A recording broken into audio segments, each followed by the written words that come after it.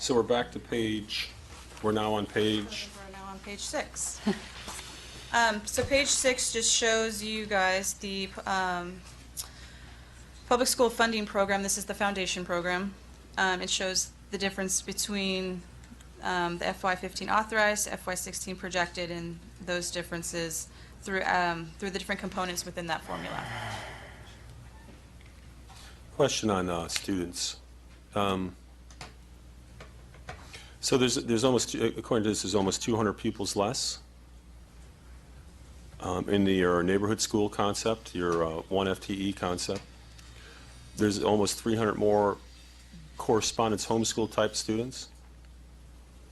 And the adjusted ADM went up 2,167. Can you guys explain that?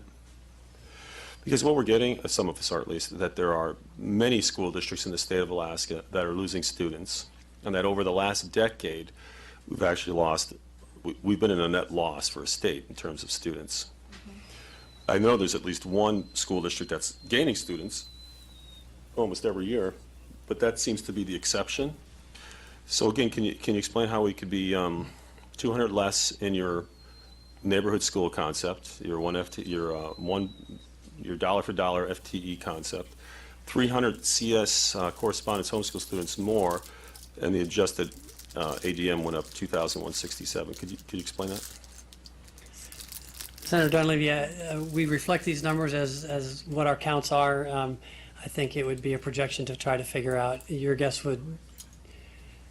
intuition would probably be as good as mine as to why that is. It could mean that some are shifting from public school or the traditional brick and mortar school into correspondence, but we don't have any data into these numbers. So for the adjusted, it looks like you have a lifeline behind you, possibly.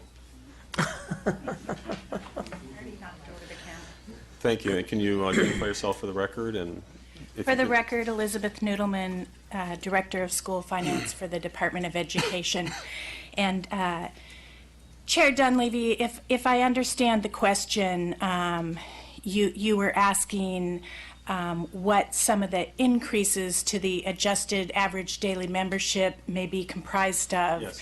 And those increases could be increases in the funding for intensive needs students. That would increase the adjusted average daily membership category.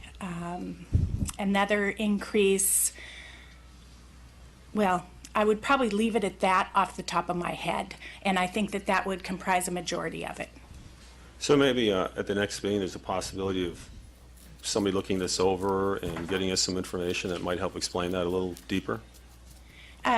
Chair Dunleavy, certainly if we look at the underlying report, each adjusted average daily membership can be identified as to what criteria increased that. So yes, we can bring that back to you. And one of the reasons I bring this up is, again, apparently over the last decade we've lost students. We've had a net decrease in students. Yet and we'll probably see here shortly, yet the overall funding for education has gone up, some would say dramatically in those 10 years. So you have less students, but funding's going the other way. And so folks, at least I'm getting some communication from folks that they're trying to understand how that could be, that you could be losing students over this past decade, yet the increases in funding and the demand for larger budgets continues. And we know that there's contractual discussions and negotiations that are agreed upon that have increases in them. We understand the healthcare issue.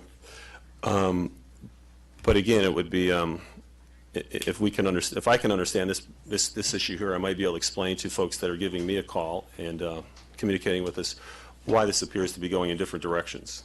Less students, continual increase in budgets. That's all.